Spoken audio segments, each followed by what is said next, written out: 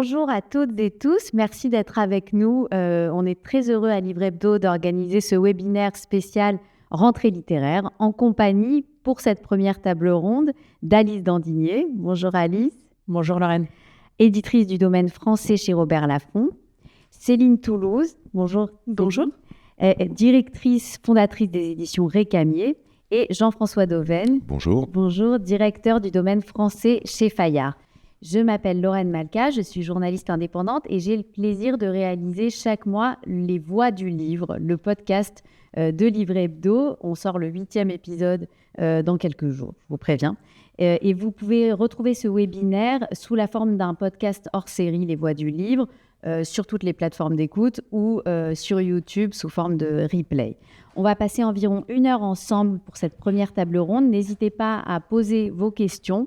J'en transmettrai un maximum. Je vais les recevoir ici. C'est pour ça que je serai attentive à ce téléphone. On commence par un premier tour de table avec une question qui nous est envoyée par une internaute qui s'appelle Camille Marceau. En quoi cette rentrée littéraire est-elle différente des précédentes ? Cette rentrée littéraire est différente d'abord parce que les auteurs sont nouveaux. Et je pense qu'on ne vivrait pas sans les auteurs et les autrices que nous avons la joie de publier, qui par définition sont nouveaux ou sont des rendez-vous récurrents. Et puis je pense que au moins la seconde raison qui me vient immédiatement, c'est aussi le contexte. Parce que même si un livre est une échappée, il est une échappée de la réalité. L'année dernière a été marquée par le 7 octobre et le début de la guerre en Israël et à Gaza. Cette année, on ne peut pas ne pas penser aux élections américaines qui auront forcément une influence plus ou moins réelle sur notre monde. Céline ? Oui, c'est vrai que les auteurs sont nouveaux, mais en réalité, toutes les rentrées sont différentes. Parce que même quand on a des rendez-vous avec des auteurs qui sortent leurs livres traditionnellement en rentrée littéraire, leurs ouvrages ne sont jamais les mêmes par définition. Donc à chaque fois, on part dans des univers différents. Toutes les rentrées sont différentes. Et nous, en ce qui nous concerne, chez Récamier, c'est notre 2e rentrée, donc autant dire que c'est quasiment la première. Donc voilà, ça change aussi. Bon, en ce qui me concerne, je vais rebondir sur les 2 interventions précédentes. Effectivement, c'est sans doute une énorme banalité, mais il n'y a pas de rentrée pareille, de toute façon, par définition. Les textes sont nouveaux, les auteurs sont nouveaux. Là, j'ai des premiers romans, donc la nouveauté est là. Et puis, pour rejoindre ce que disait Alice, je pense que ça fait quand même déjà un certain nombre d'années maintenant que il me semble que la littérature est rattrapée par des thématiques sociales, sociétales, politiques, économiques. C'est un mouvement de fond que j'ai l'impression de constater dans les rentrées littéraires, aussi bien celle de septembre que celle de janvier, le grand retour du monde dans la fiction.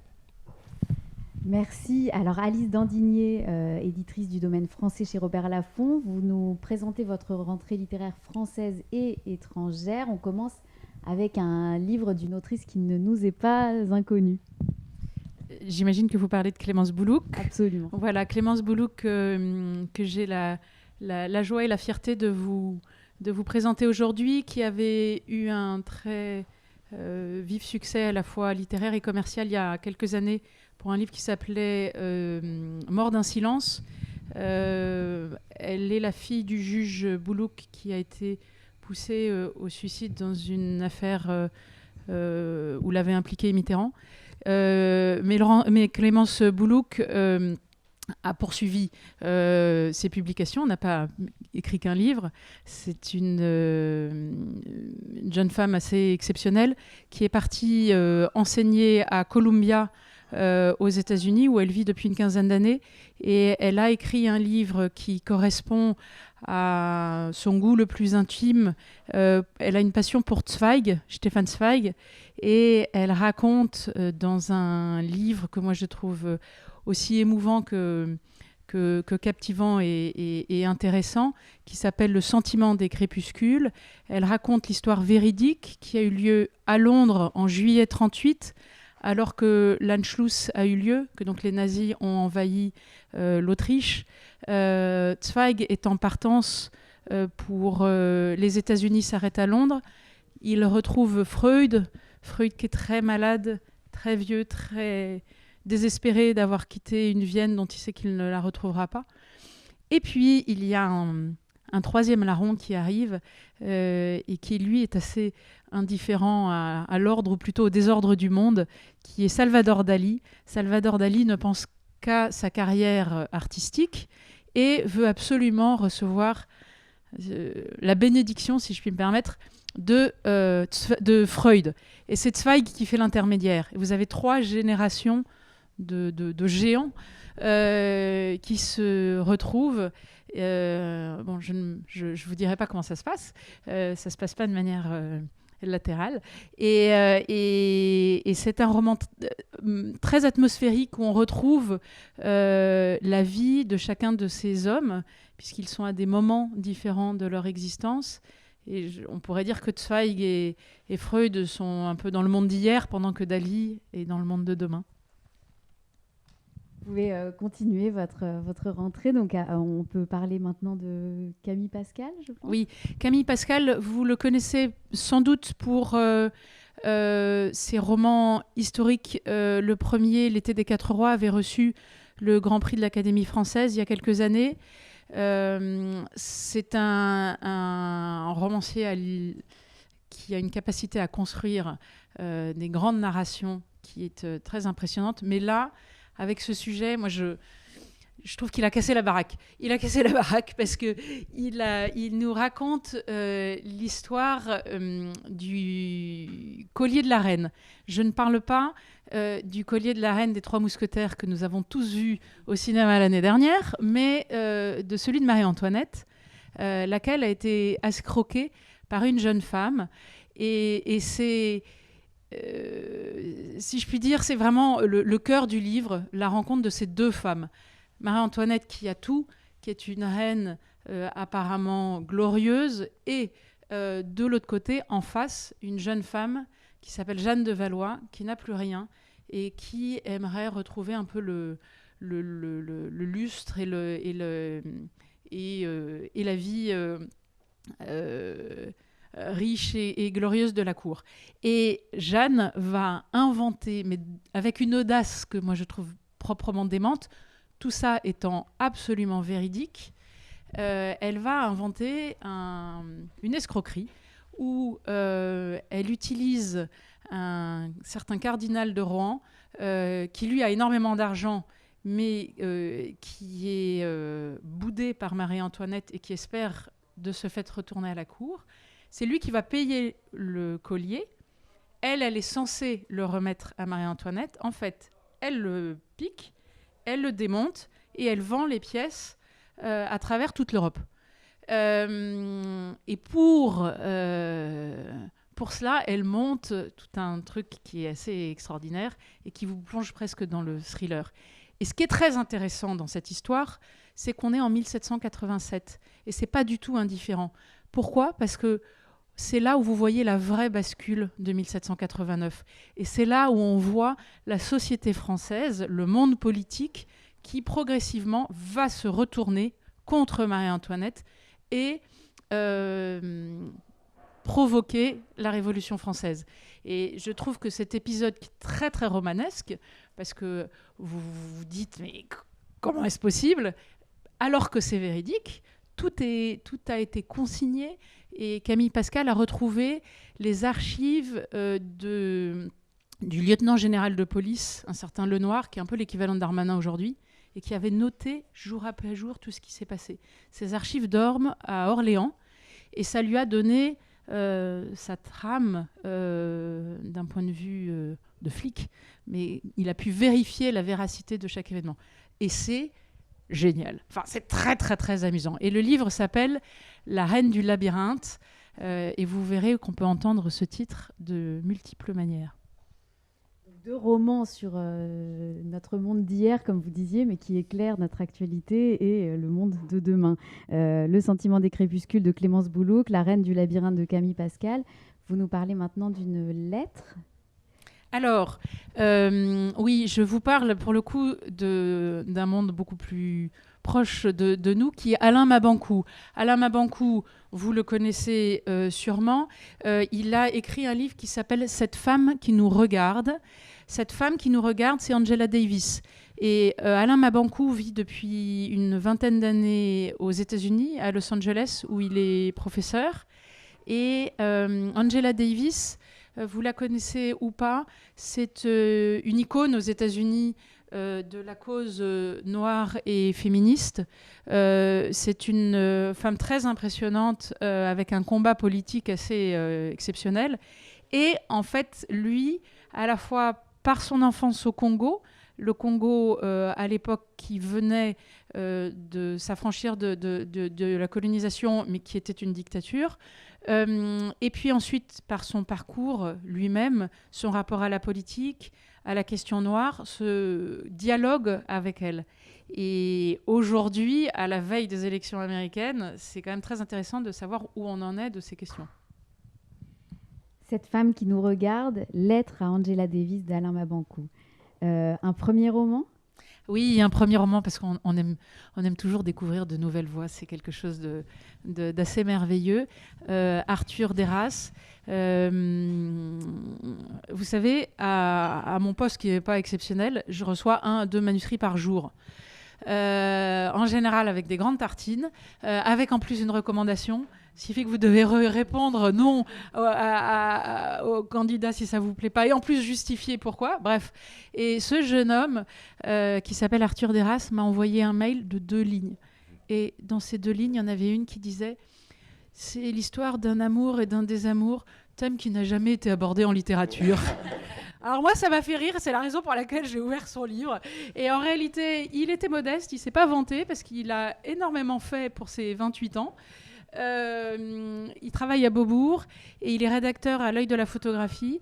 Et il a écrit une histoire qui réunit 2 étudiants, un certain Victor, étudiant en architecture, et une certaine Fleur qui veut devenir institutrice, avec la vie étudiante joyeuse, nocturne, et qui peut malheureusement aussi dériver et toucher à une certaine violence. Et ce que j'ai trouvé très intéressant, outre qu'il écrit magnifiquement, c'est très bien mené, c'est que c'est un jeune homme qui aborde ce sujet. Et malheureusement, sur la question de la violence amoureuse, on a souvent des femmes.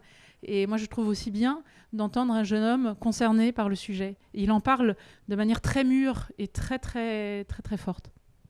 Donc, il avait raison de promettre de l'inédit.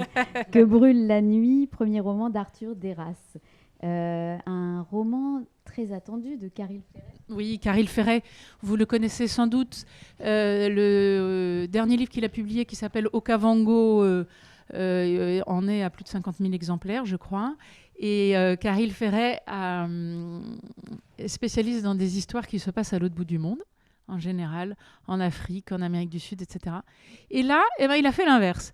Il a fait l'inverse parce qu'un beau matin du confinement, il entend sur France Culture, aux informations, qu'une jeune femme, une certaine Magali, a été assassinée. Et il entend ça de manière distraite. Et puis là, il s'arrête. Pourquoi il s'arrête ? Parce que le crime a eu lieu dans un tout petit village, Montfort-sur-Meux, en Ille-et-Vilaine, et c'est le village de son enfance. Et a priori, il ne se passe jamais rien dans son village de son enfance. Et là, il s'est passé quelque chose de tragique. Et il veut essayer de comprendre pourquoi. Du coup, plutôt que d'aller à l'autre bout du monde pour inventer une histoire, et ben là, il décide de retourner chez lui, de faire ce chemin, d'aller voir qui est encore là, qui est prêt à lui parler, comment le village vit, qu'est-ce qui a changé. Et c'est une exploration de la France par quelque chose d'assez personnel, là où a priori on se contenterait du fait divers. Et ben ça prend une dimension tout autre. Et puis en plus, Caril Ferret, il a une verve assez très à lui, très particulière, qui est particulièrement riche dans une exploration comme celle-là. Magali de Caril Ferret. On termine en musique. Alors, on termine en musique avec le petit jeune de l'année. Le petit jeune de l'année que j'aime beaucoup et que je connais depuis un moment et que je suis heureuse de défendre. Il s'agit d'Eric Orsena. Alors, Eric Orsena, on pourra dire qu'il publie beaucoup, c'est pas faux, et qu'il est très curieux, c'est très vrai. Mais il a des vraies constances. Et il a 2 constances, au moins, qui est, d'une part, sa préoccupation de l'eau, et d'autre part, sa passion pour la musique. Il est d'ailleurs associé aux Arts Florissants, qui est ce grand orchestre de baroque dirigé par William Christie depuis des années. Et il a inventé un roman qui se passe à Venise, à peu près aujourd'hui. Un grand paquebot menace de rentrer dans la ville et de la détruire. Et l'eau monte et abîme progressivement les palais. Et la nature se révolte. Et la nature arrête le temps. Elle dit, il y en a marre de la folie des hommes. Et plonge la ville dans une espèce de nuit sans fin. On est arrêté à 2h du matin. Et le temps redémarrera si les hommes acceptent de revoir leur manière de faire. Et puisque la barrière du temps est abolie, eh bien, la séparation entre les vivants et les morts n'a plus de sens. Et donc, qui revient les aider ? Un certain Antonio Vivaldi. Antonio Vivaldi, qui est l'enfant de Venise, et qui propose, pour réconcilier la nature représentée par l'eau, l'air, la terre et le feu. Vous verrez de quelle manière à Venise, c'est assez magnifique. Et donc Antonio Vivaldi veut écrire un opéra qui sera la 5e saison.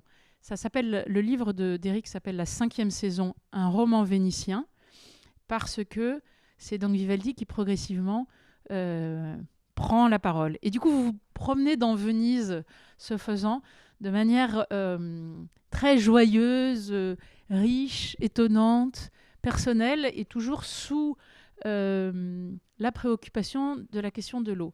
Et le final, par rapport à la montée des eaux, est génial. Voilà. La 5e saison du petit genou de l'Académie française, Eric Orsena. Quelques mots sur votre rentrée étrangère. Ah oui.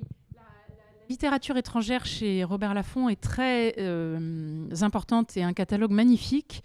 C'est ma collègue Claire Docero qui s'en occupe. Claire est en partie voir des libraires à Rennes ce matin. Je la représente modestement. Et Claire a choisi 2 livres très différents et assez passionnants l'un et l'autre. Je commence par Julia, peut-être, si ça vous va. Julia, qui est un roman qui a été écrit par une romancière anglaise qui s'appelle Sandra Newman. Julia, c'est un personnage que peut-être tout au fond de votre mémoire, vous avez déjà croisé, parce que elle est le seul personnage féminin de 84 de Orwell. Julia est donc avec Winston, un personnage qui est beaucoup plus en retrait. Winston est beaucoup plus en avant. Et Sandra Newman a décidé de donner toute sa place à ce personnage féminin et à revoir du coup l'histoire de 84 avec ce regard. Moi, je trouve ça assez génial parce que ça vous ouvre une grille de lecture très nouvelle. Et il faut savoir 2 choses importantes. D'abord, l'estate de Orwell a lu le manuscrit une fois qu'il était achevé et a considéré qu'il était assez sérieux pour donner son accord. Le livre sort du coup dans 25 pays, je crois. Et pour ce qui est de la traduction française, parce que ça, c'est quelque chose qui nous concerne toutes et tous au premier plan, il y a eu plusieurs traductions de 84, et donc la traductrice a travaillé un peu en fonction. Il y a beaucoup de questions qui se posent quand on traduit un livre qui est un grand classique comme celui-là. Je voyais, nous sommes accueillis par la librairie ici, que je remercie, à la caisse pour repayer. J'ai vu qu'il y avait un livre de Orwell. Orwell, c'est quand même quelqu'un d'incontournable. Et avoir cette nouvelle lecture, je la trouve très riche aujourd'hui. Voilà. Et enfin, une romancière chilienne, Alia Trabuco Serran, qui a écrit un livre vous embarquez dans une atmosphère, mais alors, assez stupéfiante. Ça s'appelle Propre en français, parce que le titre espagnol d'origine, c'est Limpia. Et donc, et Limpia, propre, c'est ce que doit être de manière impérieuse et en même temps tragique, la nourrice qui raconte le livre. Et cette nourrice doit s'occuper d'une enfant. Et je ne divulgue rien en disant qu'à la première page, on apprend que l'enfant en question est morte. Pourquoi ?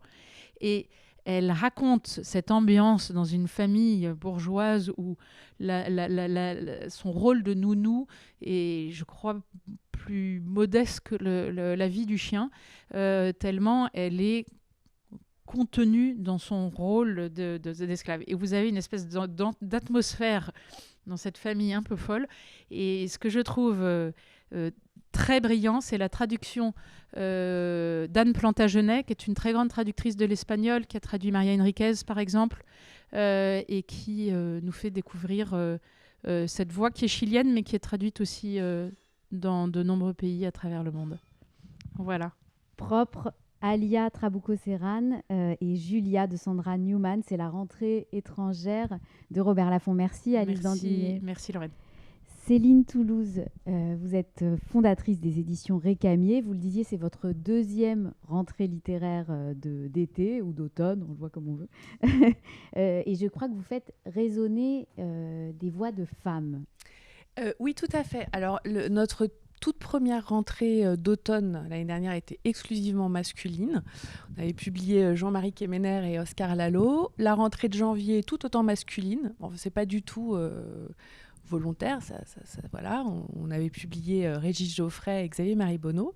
Et là, il se trouve qu'on a 3 auteurs femmes résistantes, et 2 d'entre elles, effectivement, comme tu le disais tout à l'heure, invitent le monde dans leur roman et dans leur littérature. Donc, on commence peut-être avec Oser sortir et crier de Fabienne Perrineau. Donc, Oser sortir et crier, en fait, c'est une phrase une citation qui est empruntée à Marguerite Duras dans un texte qui s'appelle Écrire. Fabienne est une comédienne et finalement une jeune romancière. Oser sortir et crier est son 3e roman. Elle raconte ici une histoire qui l'a portée pendant toute sa jeunesse et qu'elle avait besoin d'écrire sous la forme d'un roman. C'est sa rencontre avec Duras lorsqu'elle était toute jeune et qui, d'une certaine manière, l'a lancée dans sa vie de comédienne. Donc c'est un roman, mais très fortement inspiré de sa vie, où elle raconte l'histoire d'une jeune femme qui vit à Toulouse et qui ne rêve que d'une chose, c'est d'avoir 18 ans, de pouvoir s'émanciper de sa famille, de pouvoir vivre sa vie de comédienne, faire une grande école de théâtre et se délester d'un lourd secret, d'un poids qui lui pèse depuis qu'elle a 10 ans. Et donc, elle commence par aller voir sa meilleure amie et aller lui raconter ce qui s'est passé lorsqu'elle avait 10 ans. Et en fait, on est au début des années 80. Donc, sa copine, à l'époque, ne lui dit pas « Viens, je t'emmène au commissariat, viens, on prend rendez-vous avec un psychiatre ». Elle lui dit « Tu devrais lire un livre de Marguerite Duras ». Alors, on peut se le dire encore aujourd'hui, parce que effectivement, dans ce roman, il est question de l'art, de la musique, de la littérature. Est-ce que ça peut sauver une vie ? Est-ce que dans une vie, on peut être sauvé par des œuvres d'art ? Moi, je pense que oui. Mais en tout état de cause, cette amie lui fait lire une pièce de Duras qui est Agatha. Et la jeune narratrice lit cet ouvrage et effectivement, elle est complètement subjuguée, commence un grand périple dans lequel elle va se mettre à dévorer tout Duras et puis elle va rentrer à l'école de théâtre. Et son professeur de théâtre, assez rapidement, va lui demander de travailler sur Duras, va lui demander de travailler sur Agatha et va lui présenter Marguerite Duras. Donc là, la réalité rejoint la fiction rejoint la réalité. Fabienne Perrineau, au tout début des années 80, a monté la pièce Agatha, donc qui était une pièce que Duras avait toujours refusé de donner aux metteurs en scène, aux comédiens. Elle disait que on ne pouvait pas jouer Agatha tous les soirs, que ce texte était beaucoup trop fragile et qu'il ne pouvait pas être représenté tous les soirs sur scène. Et Fabienne, du haut de ses 18 ballets, avec la cinquantaine d'années qui la sépare à l'époque de Duras, qui a déjà quasiment tout fait, tout écrit, arrive à la convaincre de monter Agatha en lui disant « Mais Agatha, c'est moi, quel que soit mon âge, quel que soit ce que je suis, ce que je fais, je serai toujours Agatha. » Donc c'est un livre sur le théâtre, c'est un livre sur le secret de cette jeune fille dont on comprend qu'il est lié à un inceste. Il y a quelque chose de l'ordre du documentaire finalement, puisque on découvre tout un tas de choses qu'on ignorait complètement sur Duras et sur cette pièce Agatha. Il existe d'ailleurs des vidéos d'archives qui sont bouleversantes et absolument bluffantes, où l'on entend et où l'on voit Duras parler de Fabienne et de ces deux jeunes gens, puisqu'ils sont deux sur scène qui vont jouer au Théâtre Tressaillon en tout début des années 80. Agatha, donc au départ elle va jouer cette pièce avec Vincent Garanger et plus tard avec Samuel Labarthe. Donc c'est un vrai roman, mais qui a aussi cette vertu-là de dire, de révéler des choses qu'on ignore totalement sur Duras, sur l'histoire de cette pièce, et qui ne se retrouvent nulle part en réalité. Oser sortir et crier de Fabienne Perrineau. On change de décor. Oui. Alice rappelait tout à l'heure que l'année s'était ouverte avec la guerre en Ukraine, oui. Et c'est le sujet de cet autre roman que vous nous présentez. Oui, elle s'est réouverte sur la guerre en Ukraine, hein, qui ne nous quitte plus depuis un peu plus de 2 ans. Stéphanie Pérez est l'auteur donc, qui va nous parler d'Ukraine en cette rentrée. Stéphanie, moi j'avais eu le bonheur de la défendre l'année dernière pour son premier roman qui s'appelait Le Gardien de Téhéran, qui a vraiment fait parler de lui et continue à vivre une très très belle vie, notre petit gardien de Téhéran. Stéphanie, elle est grand reporter pour France Télévisions. Elle parcourt le monde depuis plus de 20 ans et elle travaille essentiellement pour les journaux. Donc elle part sur le terrain, elle part à la guerre et puis elle livre des reportages qui vont faire 2, 3, 4, 5 minutes. Alors évidemment, elle nous donne à voir le monde, mais elle fait partie de ces grands reporters et de ces journalistes qui, à un moment donné, ont eu besoin de passer par un autre support, par la littérature, pour en dire un peu plus. Et moi, je trouve ça passionnant quand ces gens-là, qui ont vu ce que nous, on ne verra jamais et qui nous le rapportent tous les jours à la radio, à la télévision, par voie de presse, viennent nous mettre un peu de chair, d'humain, et nous raconter ce qu'ils ont vu. Et Stéphanie fait partie de ces gens-là. Donc, elle a eu plusieurs missions en Iran. C'est pour ça qu'elle a écrit Le Gardien de Téhéran. Elle avait rencontré ce gardien de musée qui a sauvé des œuvres d'art dites licencieuses à la chute du Shah et au moment de l'arrivée des mollahs en Iran. Des œuvres qui sont toujours cachées dans les sous-sols du musée de Téhéran. Donc ça, c'était une histoire passionnante. Et puis, dès février 22, en fait, elle a commencé à couvrir la guerre d'Ukraine. Et elle passe aujourd'hui la moitié de son temps en Ukraine, l'autre moitié en France. Et donc, autant dire qu'évidemment, elle connaît tout le conflit par cœur, elle connaît les militaires, elle connaît les civils, elle connaît l'ambiance des sous-sols, elle connaît les alertes à la bombe, enfin voilà. Elle a plein de choses à raconter et une fois de plus, elle a décidé de le faire de manière ultra romanesque par le prisme du ballet de Kiev. Alors, elle met en scène en fait 2 personnages qui sont des danseurs étoiles, donc déjà des personnages de romans à part entière. Le roman s'ouvre sur la veille du déclenchement de la guerre.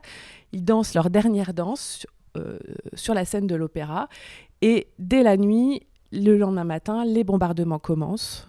Leur vie est anéantie, comme la vie de toutes les populations ukrainiennes, comme le serait notre vie si la guerre se déclenchait demain à Paris, puisque Kiev, c'est à 3 heures de vol de Paris, hein, c'est vraiment une population ultra moderne qui tout d'un coup a vu débarquer la guerre et l'horreur de la guerre dans sa vie. Et donc ces deux étoiles qui ont toujours vécu dans le culte de leur corps, dans l'entraînement intensif, dans l'art, se retrouvent confrontées au pire de la guerre, à la fureur, au bruit, à la trahison, au corps qui s'abîme, qu'on ne peut plus entraîner, qu'on ne peut plus entretenir, au corps parfois amputé et à la mort. Et lui, dès le début de la guerre, va s'engager militairement, puis il va aller au front assez rapidement, alors qu'elle va devenir aide-soignante. Et puis très rapidement, en fait, le ballet va rouvrir. Et ça, on le sait, c'est vrai. Le ballet de Kiev est venu à Paris, c'était, je crois, en décembre 22, quelques mois après le début de la guerre. La question s'est posée, est-ce qu'on doit remonter sur scène? Est-ce qu'on doit danser? Est-ce que ça a un sens? Et très rapidement, la réponse a été oui, bien sûr qu'on doit remonter sur scène, bien sûr qu'on doit danser, bien sûr que la résistance passe aussi à travers l'art, la musique, la danse, etc.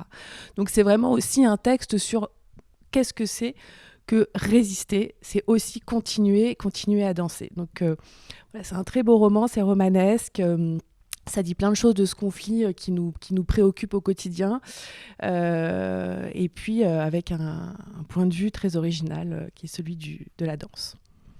La ballerine de Kiev de Stéphanie Pérez. Encore une autre résistante qui nous parle de la guerre aussi. Alors Nour Maloé est une auteure que vous ne connaissez probablement pas. Elle a le visage de la discrète dans notre rentrée littéraire et pourtant, elle aussi, elle invite le monde et elle est très courageuse et forte. Nour Maloé, elle a déjà publié 2 romans dans une maison d'édition dite de région, régionaliste. Pour autant, pour son 2e roman, elle a eu de jolis prix littéraires et notamment le prix de la LICRA. Et nous avons reçu son texte, pareil, comme tu l'évoquais tout à l'heure, alors avant on disait on a reçu ce manuscrit par la poste, ça n'existe plus, maintenant c'est par mail ou par voie de plateforme de manuscrits. Et on a tout de suite été saisis par la beauté de sa langue, la poésie de sa langue, et sur la force que dégageait son texte. Nour Maloé vit dans la région de Toulouse, elle est infirmière, et en fait quand elle n'écrit pas, parce qu'elle passe la majeure partie de son temps à écrire, elle est infirmière dans une équipe mobile qui va à la rencontre des gens en grande précarité, c'est-à-dire qu'elle n'attend pas la patientèle, elle va enquêter sur le terrain pour pouvoir aider les gens. Donc je vous dis ça parce que Nour est une femme qui a développé une empathie incroyable. Et c'est ce qu'elle fait dans ce roman, puisque en fait, ce roman-là lui a été inspiré par ce qui s'est passé, vous vous en souvenez tous, à l'été 21, quand les troupes américaines quittent l'Afghanistan et qu'on comprend très très très vite que les talibans sont en train de reprendre possession du pays et avancent progressivement vers Kaboul. Et ça s'est passé très vite, quelques semaines, le temps d'un été. Ça a été implacable, inéluctable. Et Nour s'imagine dans la peau d'une femme, là-bas. Et elle imagine un personnage absolument magnifique qui est chirurgienne, qui est musulmane, qui est mère de famille, qui a 3 enfants adolescents, qui a 50 ans, donc qui a déjà connu les talibans et qui sait ce que c'est. Même si ils reviennent en disant « mais non, on a changé, tout va beaucoup mieux se passer, et pour vous aussi, mesdames ». Bon, on sait très bien on savait très bien ce qui allait se passer et ce qui s'est passé. Et donc nous raconte ces quelques semaines-là comme un huis clos dans la vie de cette femme qui progressivement, vraiment, au fur et à mesure que les talibans arrivent sur Kaboul, voit ce voile, sans mauvais jeu de mots, d'obscurité et d'obscurantisme se réabattre sur la ville et sur le pays, voit les conditions des femmes se dégrader, les burqas se repositionner, les magasins les devantures de magasins repeintes, la musique s'arrêter, et elle est face à des choix ou à des non-choix, je ne sais pas. Faut-il partir? Peut-on partir? où partir. On se souvient de tous ces gens qui ont essayé de fuir. C'était assez terrible, toutes ces images-là. Et pourquoi partir voilà. Et comment continuer son travail lorsqu'on est chirurgienne, mais qu'avant tout, on est une femme et que donc, voilà, on ne compte pas. Le printemps reviendra de Nour Malaouet. Merci beaucoup Céline. Merci Toulouse. à vous. C'était donc la rentrée littéraire de Récamier, la 2e. On continue avec vous, Jean-François Dauven. Vous êtes directeur du domaine français chez Fayard et vous nous présentez les romans français et étrangers. On commence avec une autrice française qu'on est nombreux et nombreuses à attendre, en tout cas les plus de 20 ans. On commence avec la star de notre rentrée. Je vous rassure, les 2 autres auteurs ne le prendront pas mal puisqu'il s'agit d'autrices de premier roman, donc elles ne peuvent pas encore être stars.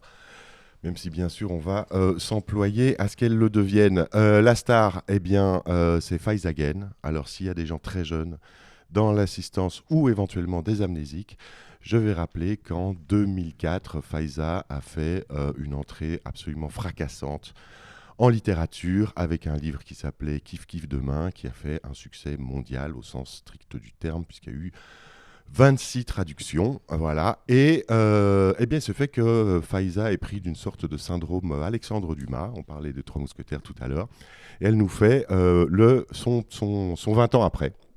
Elle revient avec le personnage de Doria, qui était donc l'héroïne de Kiff Kiff Demain, dans ce livre qui s'appelle Kiff Kiff Hier, point d'interrogation. Le point d'interrogation est très important, puisque la question que pose ce livre, c'est est-ce que Doria avait 15 ans dans Kiff Kiff Demain? Est-ce que 20 ans plus tard, à 35 ans, est-ce que c'est déjà le temps d'être nostalgique? Est-ce que c'est déjà le moment de se retourner? Voilà. 20 ans, c'est quand même suffisant pour faire un point d'étape.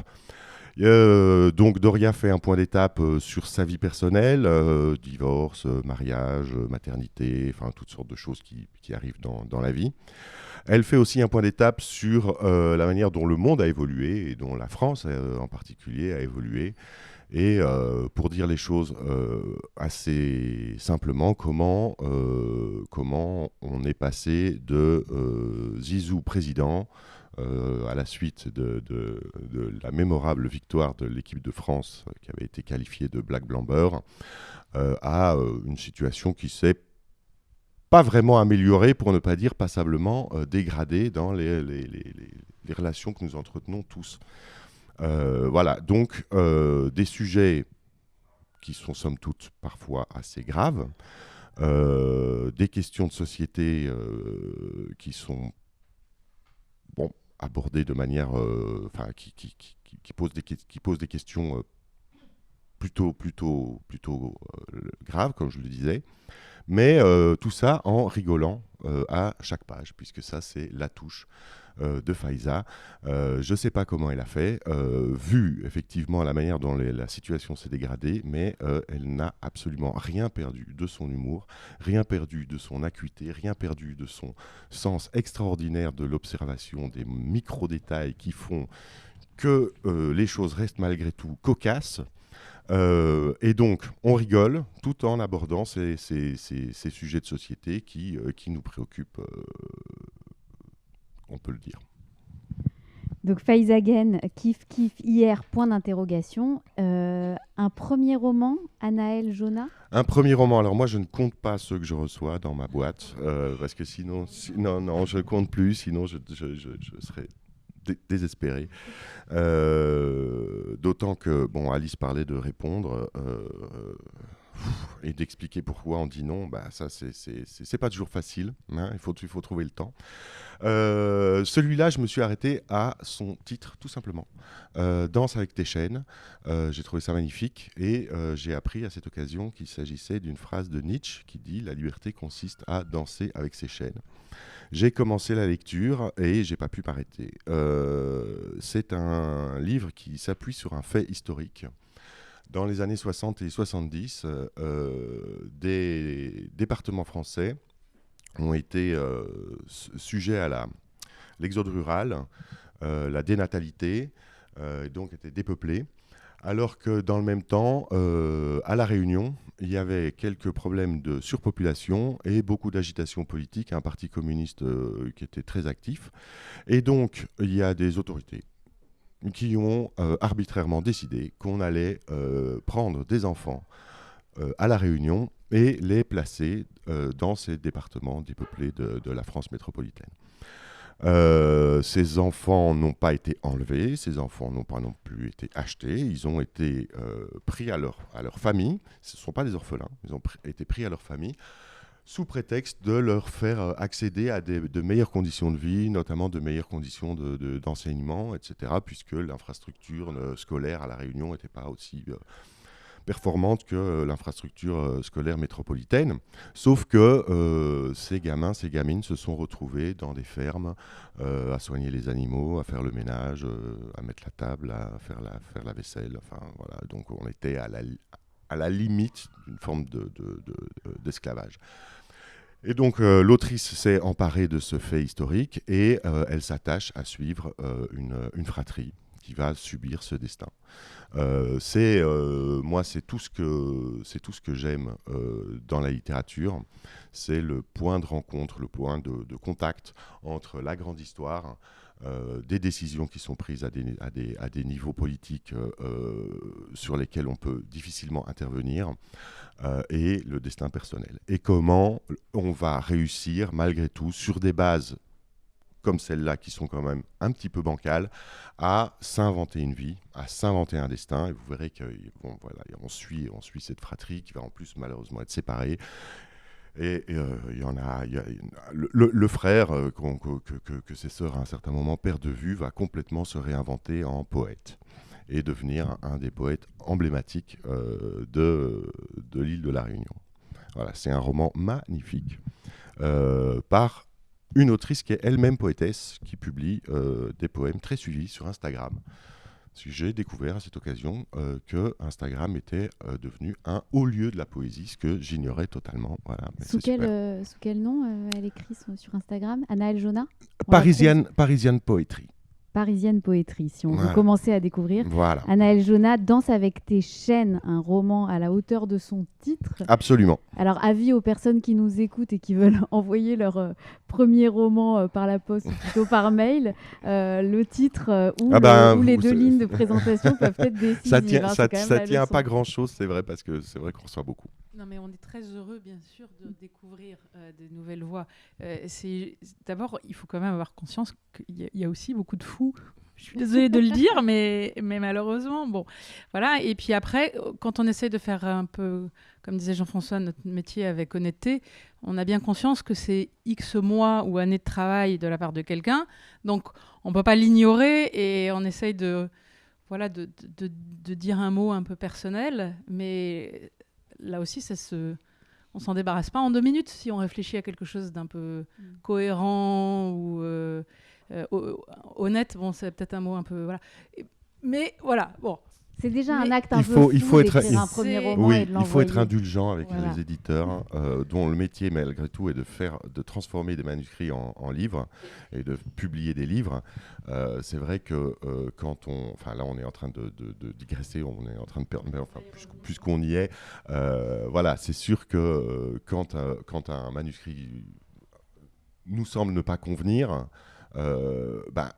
on sait bien que l'auteur aimerait bien savoir pourquoi, mais c'est pas toujours possible de prendre le temps de lui expliquer, parce qu'il faut quand même qu'on bosse avec nos auteurs aussi.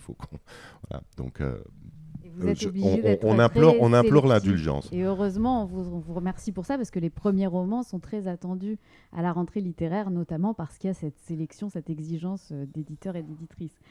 Autre premier roman chez vous, Charlotte Desgeorges? Alors, Charlotte Desgeorges, que vous allez découvrir en tant que romancière, que vous connaissez peut-être en tant que comédienne, qui a fait du seul en scène.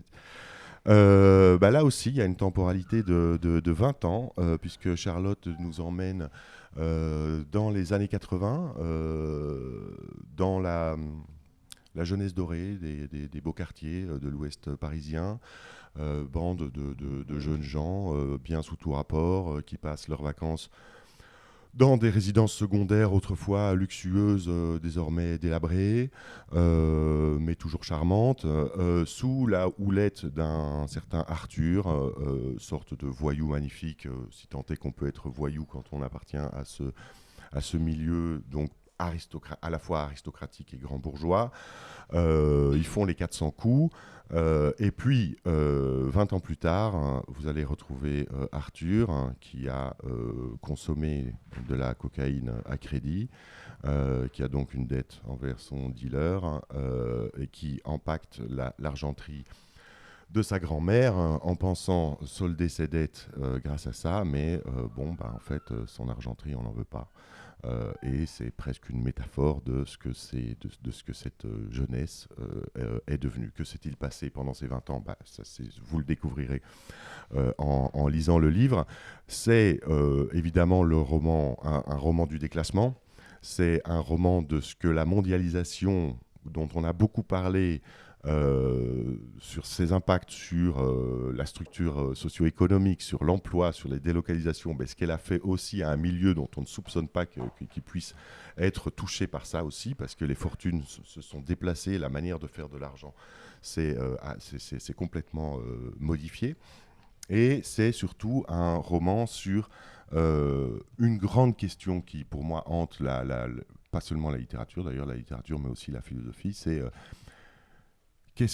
quelle est la part qu'on doit véritablement à soi-même dans le destin qu'on a et dans ce qu'on est, attendu qu'on est ici dans un milieu où, dès l'enfance, on sait déjà dans quel caveau on va être enterré quand on sera mort. C'est un milieu aristocratique où il y a des choses comme ça qui ne bougent pas, où il y a voilà, où on est quand même très attaché à son passé, très attaché à ses traditions, et de fait, à 15 ans, on peut savoir où on sera enterré. Et donc, comment est-ce qu'on s'empare de sa vie ?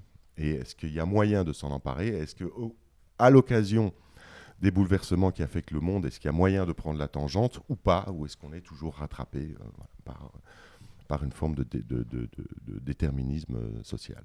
La réponse est dans le livre. Chien de meute, premier roman de la comédienne Charlotte Desgeorges, un roman social donc. On passe peut-être à votre collection Pauvert. Alors, Pauvert, oui, c'est Pauvert. Alors, marque magnifique que vous connaissez tous.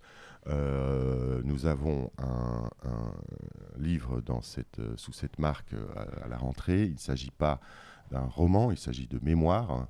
Mais on s'est dit qu'après tout, la rentrée, elle ne s'appelait pas rentrée romanesque, elle s'appelle rentrée littéraire. Et vous verrez que ce sont des mémoires qui sont vraiment marquées du sceau de la littérature. Il s'agit des mémoires de Jean-Claude Gitroix.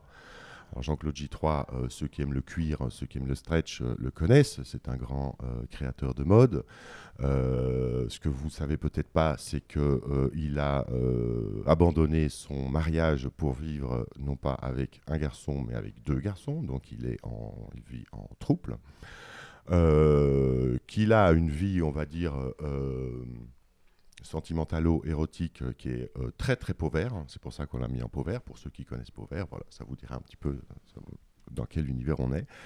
Et ce que vous ignorez peut-être aussi, c'est que avant de devenir le grand créateur de mode qu'il est devenu, c'était un expert dans le domaine de la psychomotricité.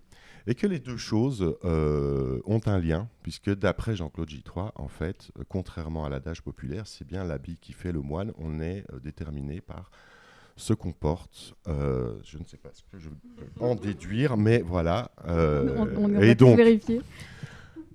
Il y a de tout. Il y a la jet set, il y a évidemment de l'érotisme, il y a de la mode, et le tout dans une langue extraordinairement truculente qui justifie cette publication, non seulement dans la rentrée, mais sous cette marque qui a un historique assez puissant dans le domaine. Ma peau se souvient, donc les mémoires du couturier Jean-Claude Gitroix. On continue avec votre rentrée étrangère. Alors, comme Alice, je suis en représentation. C'est mon collègue Clément Braun-Villeneuve qui s'occupe du domaine étranger. Donc, je vais faire aussi bien que je peux pour vous parler de Ali Rothbottom, Estetica, qui est un livre, là pour le coup, très très contemporain. On est même dans une forme de légère anticipation, qui raconte l'histoire d'une jeune fille qui pense, d'une jeune américaine qui vit dans une famille, ça va pas mal mais ça va pas bien, Voilà, on est à la frontière entre le Texas et la Californie. Et la jeune fille se dit qu'elle va faire sa carrière sur Instagram. Voilà, puisqu'il y a de fameux exemples de gens qui arrivent à vivre et même à très bien vivre en se mettant en scène soi-même. Sauf que, bon, je vous spoile rien en vous disant qu'évidemment ça ne va pas se passer exactement comme elle l'avait imaginé, jusqu'à ce qu'elle fasse ce qui donne le titre au livre, Aesthetica, qui est en fait une opération qui est supposée effacer toutes les opérations précédentes qu'elle a subies, évidemment, puisque quand vous voulez faire carrière sur Instagram, en fait, ça passe tôt ou tard par la chirurgie. Hein, et donc, il y a une sorte de recette à la fin, mais voilà, qui aura aussi des conséquences inattendues. Donc, on est vraiment dans un univers ultra contemporain, et qui pose la question de cette espèce de mise en scène de soi permanente, toute l'impudeur que ça suppose, et toutes les dérives possibles et imaginables. Je n'ai pas besoin d'énumérer. Aesthetica, donc c'est un premier roman aussi, je crois. Oui. Alors, pareil, alors là, on parlait de la joie de découvrir des nouvelles voies. 2 premiers romans en étranger aussi. Alors, un nom que je vais lire, parce que je ne suis pas sûr de pouvoir le dire de mémoire sans l'écorcher, Léo Vardiashvili. Vous voyez déjà, même en le lisant, c'est compliqué. Livre écrit en anglais, mais par un réfugié géorgien, à l'orée d'une grande forêt. Et donc, c'est l'histoire donc, cet homme a quitté la Géorgie pour des raisons qui semblent assez évidentes. C'est l'état de déliquescence du pays, mais il a été contraint d'y laisser son épouse. Donc il est parti avec ses enfants, il a été contraint d'y laisser son épouse, et à un moment, ça lui est insupportable, il décide de revenir au pays à sa recherche. Sauf que le pays est dans un état encore pire que quand il avait quitté. La Géorgie a subi d'importantes inondations. Les animaux du zoo de la capitale de Tbilissi se sont échappés et errent dans les rues. Le pouvoir est soit corrompu, mafieux, soit aux abonnés absents. Les habitants sont presque livrés à eux-mêmes, et c'est dans ce contexte tout à fait particulier qu'il va partir à la recherche de sa femme, disparaître à son tour.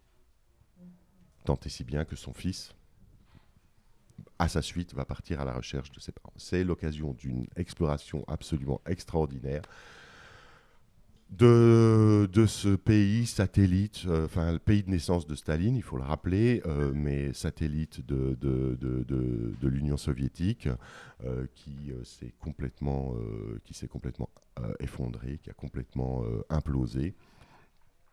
Et donc, on est évidemment dans la quête du passé, dans la nostalgie.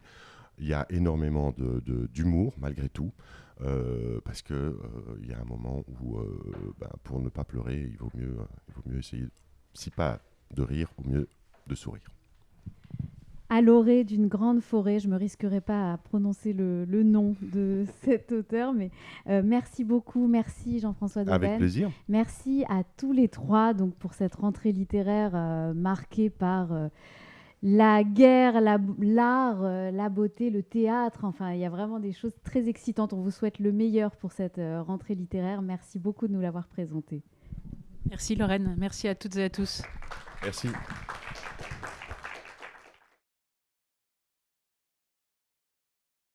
Hebdo.fr pour retrouver ce webinaire en replay et en podcast, ce podcast Les Voix du Livre que je vous recommande vivement.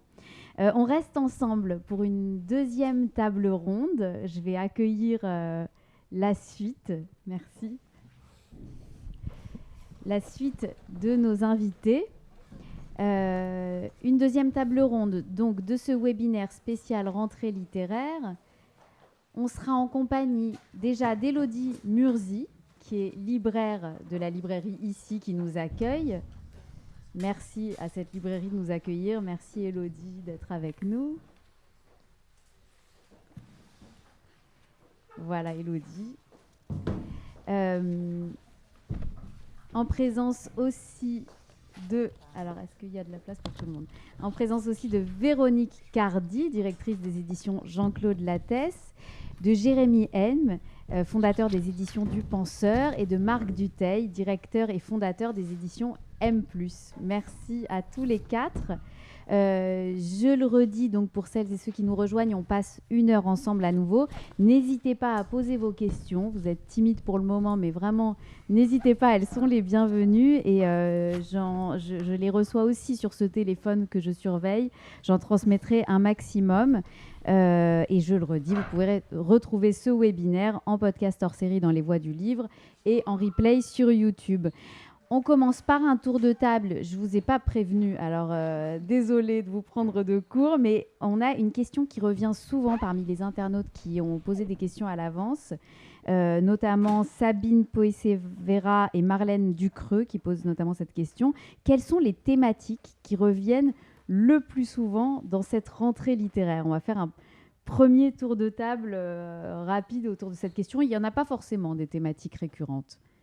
Élodie peut-être, et puis ensuite on entendra nos éditeurs et éditrices. Non, c'est assez difficile de répondre à cette question parce qu'effectivement, sans rentrer dans un cliché, mais après, je pense qu'il y a vraiment les textes aussi de l'intime qui arrivent aussi. Alors, il n'y a pas de place prioritaire, ou, voilà.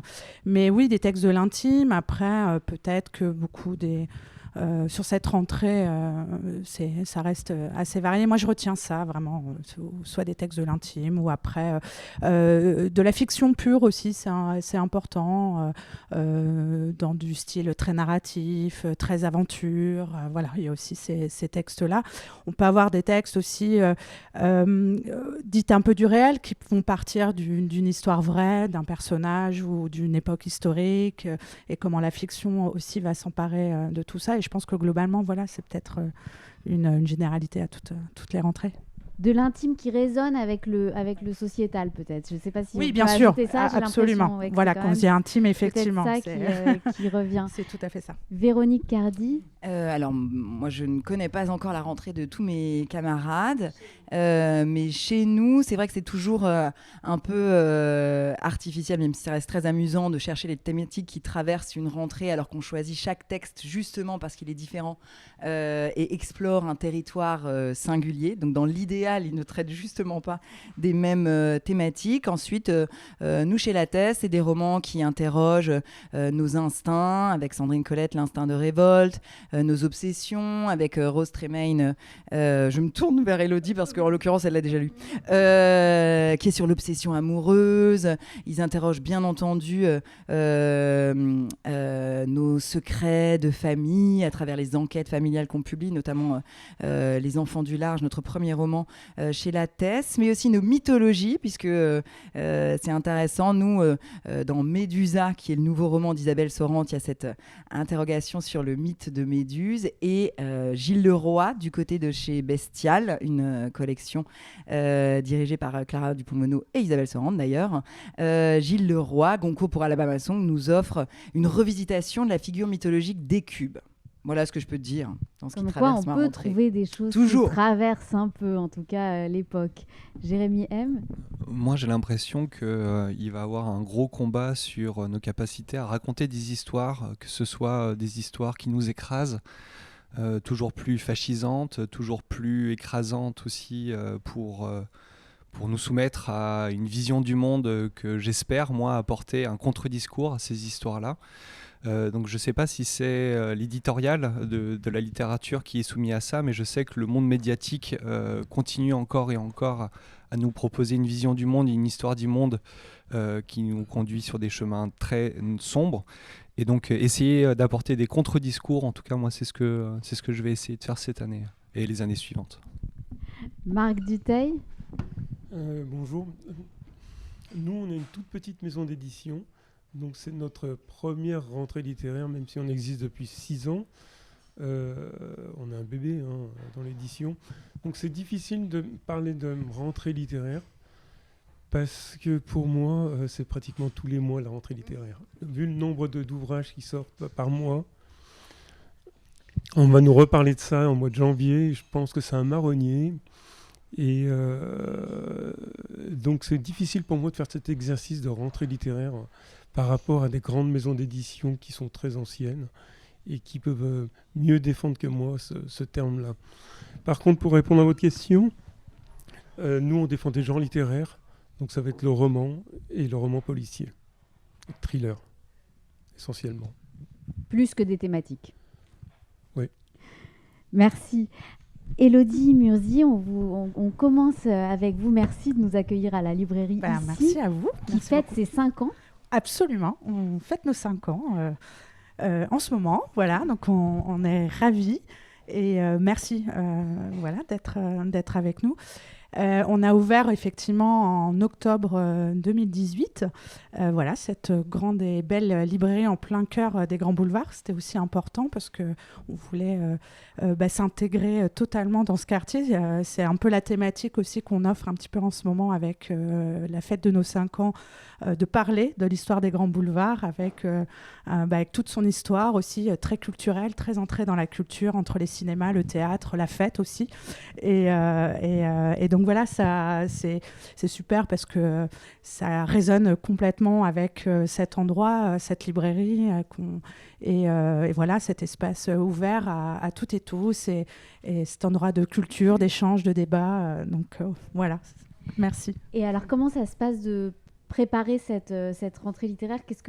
Où est-ce que vous en êtes là, le 2 juin, le 3 juin 3 juin. Voilà. Où est-ce que vous en êtes de cette préparation? Alors écoutez, on est au tout début, à vrai dire. On continue.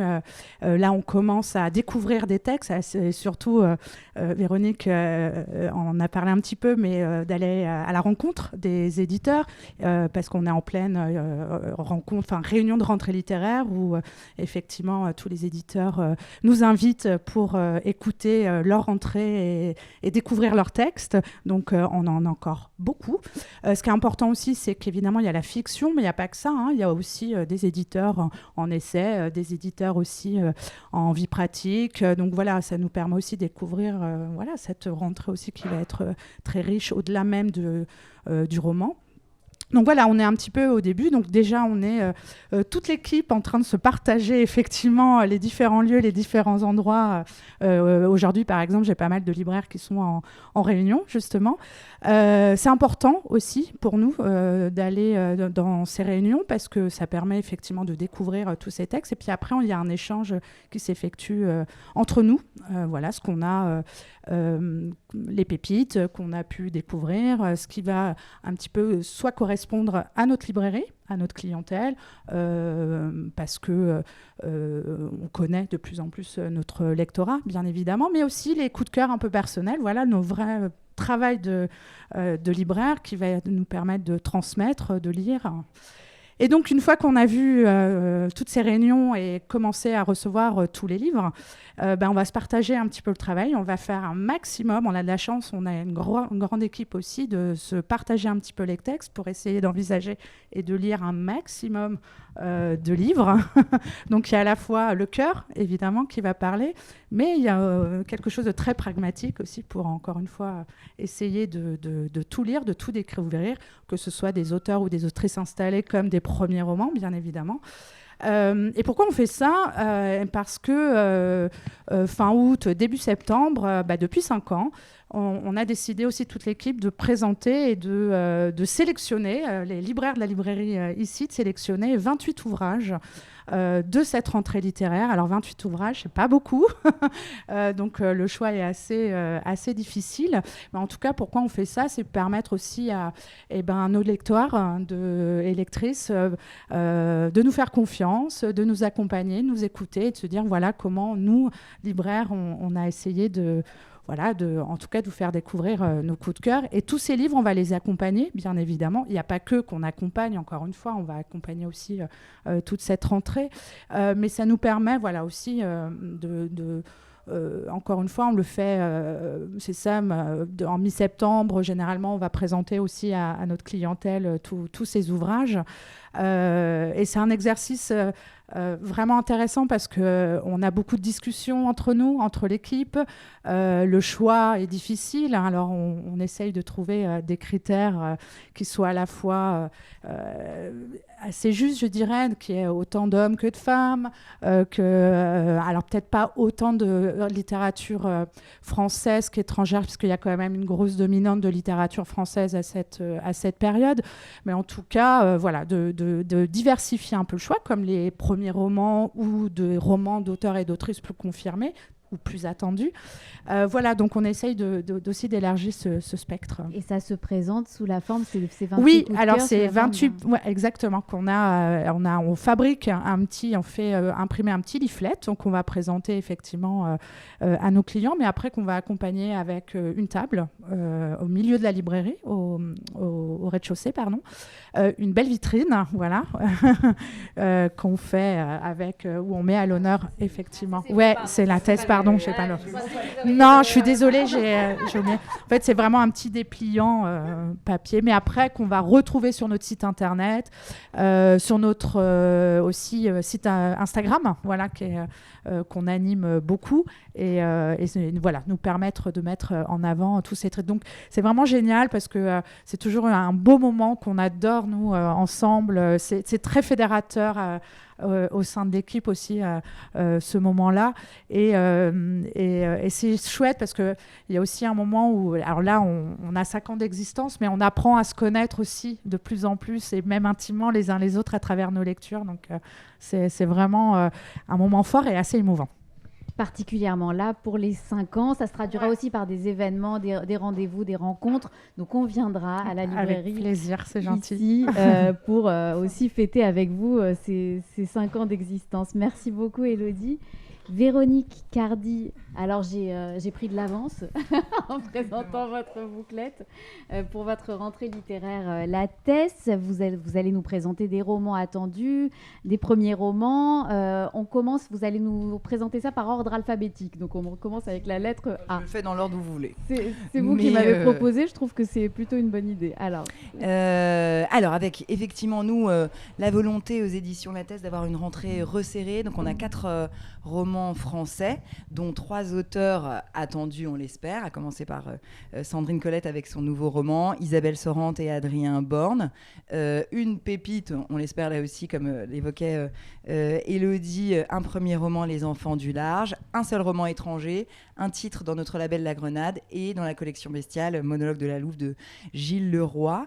Dans les romans qu'on espère en tout cas attendus, avec des auteurs d'ailleurs que les libraires ont inventés, Adrien Borne, c'est son 3e livre, après notamment le succès de son premier roman Mémoire de soi, qui a notamment eu le prix Alain Fournier.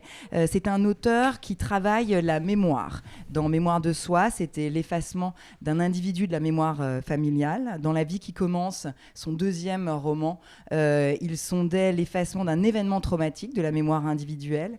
Et là, dans L'île du Laos, il explore l'effacement à la fois des lieux et des êtres de la mémoire collective à travers l'histoire de Marcel qui, à 15 ans, en 1948, arrive dans un sanatorium. Alors, sanatorium, espace éminemment romanesque, qui a quelques précédents en termes de traitement. Et ce qui va être intéressant dans le roman d'Adrien, c'est qu'il en fait une grande fresque de 1948 jusqu'à nos jours, où il traite donc non seulement de l'âge d'or des sanatoriums, mais aussi de leur déclin. Et c'est ça qui va être intéressant à suivre. Marcel, en 1948, arrive dans ce sanatorium face au Mont Blanc, le sanatorium sur le plateau d'Assy. Lui, bien sûr, c'est à la fois c'est un monde ambivalent, puisque c'est l'enfermement, les soins, la lutte contre la maladie. Il est atteint de ce mal contagieux qu'est la tuberculose. Et en même temps, toutes les promesses de l'existence, puisqu'il se retrouve sans parents et seul enfant dans un monde d'adultes. Exception dans le paysage, va se nouer des des amitiés et ses premiers émois aussi amoureux avec une jeune femme, Valentine, qui, elle, telle Pénélope, n'en finit pas de peindre les murs de la crypte du sanatorium, peut-être parce qu'elle a peur qu'en mettant la dernière touche, quelqu'un disparaîtrait qui est dans ce sanatorium, c'est ce qu'on va découvrir.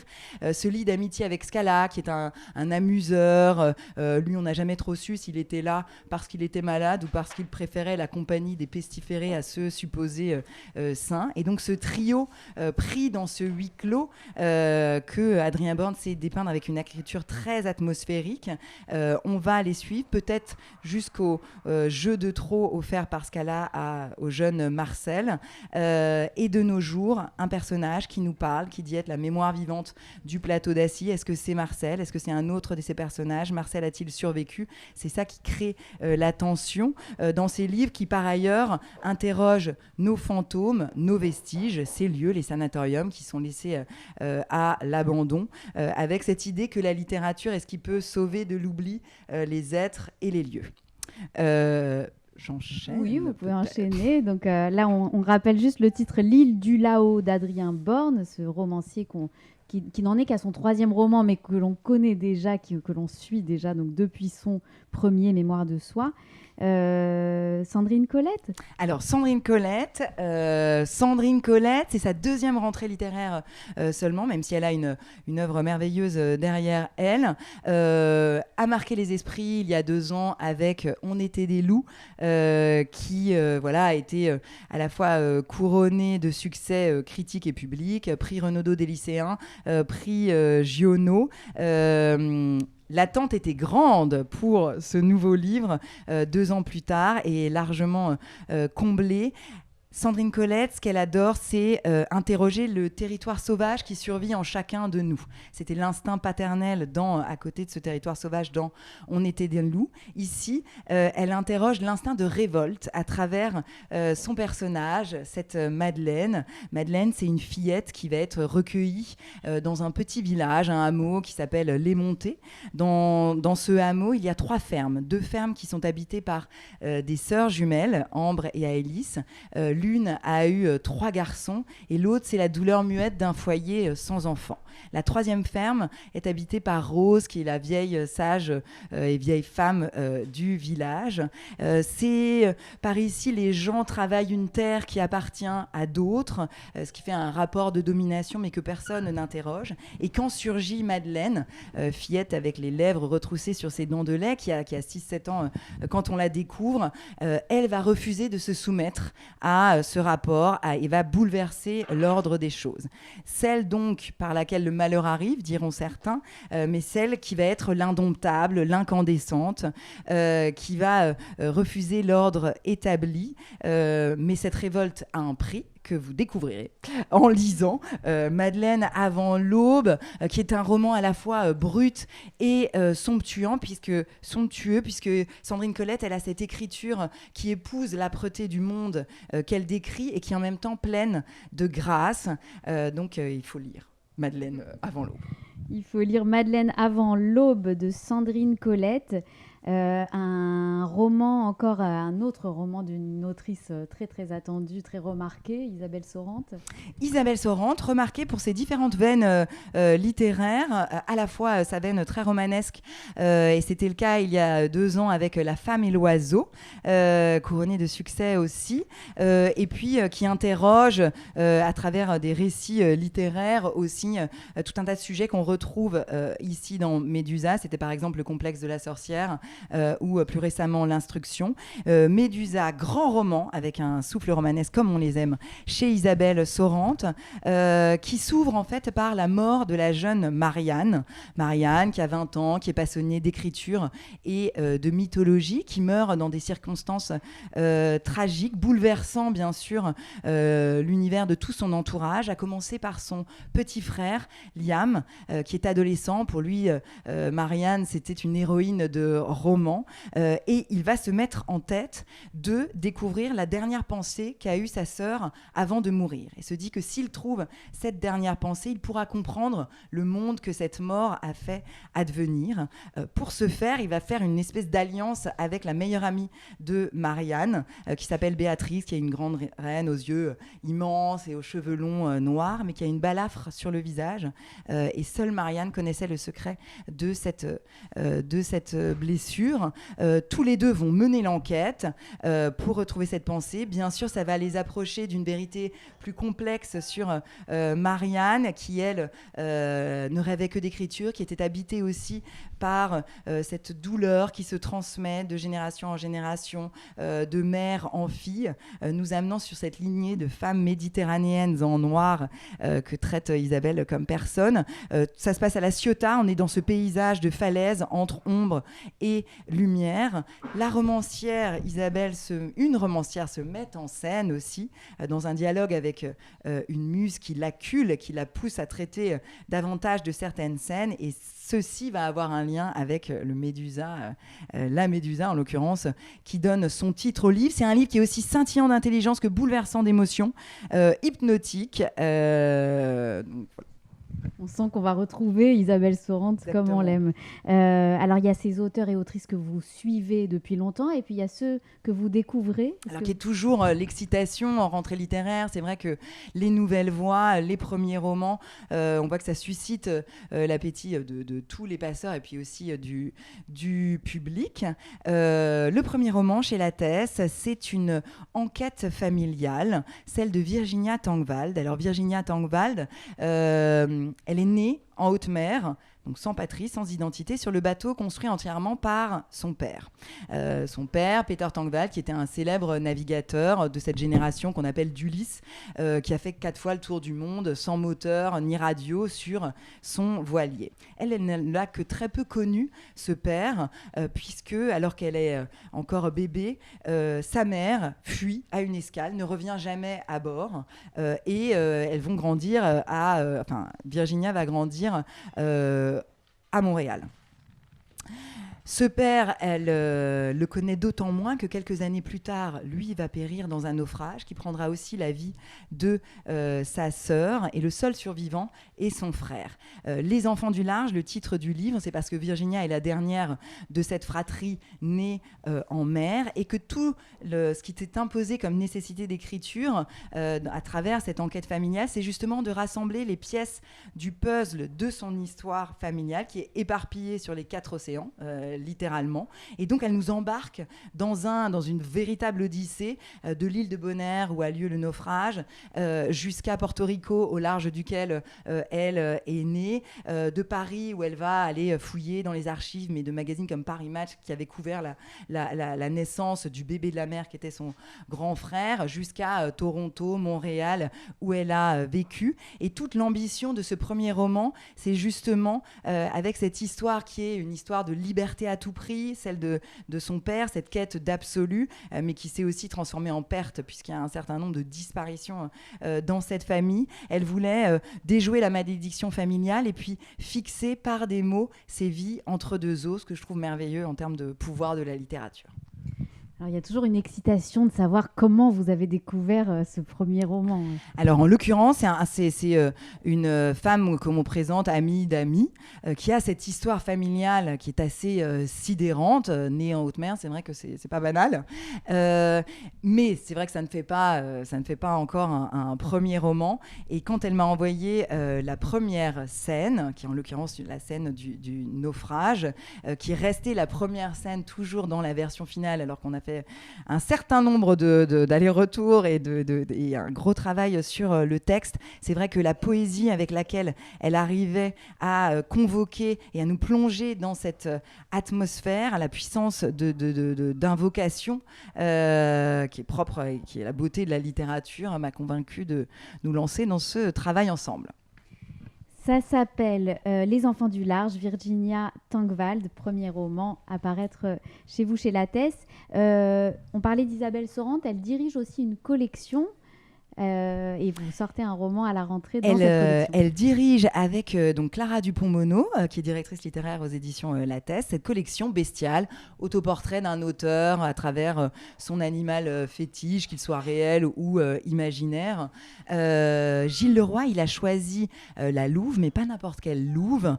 Il a choisi en fait de traiter de cette figure mythologique qui est moins connue que d'autres, qui est Écube, reine de Troie,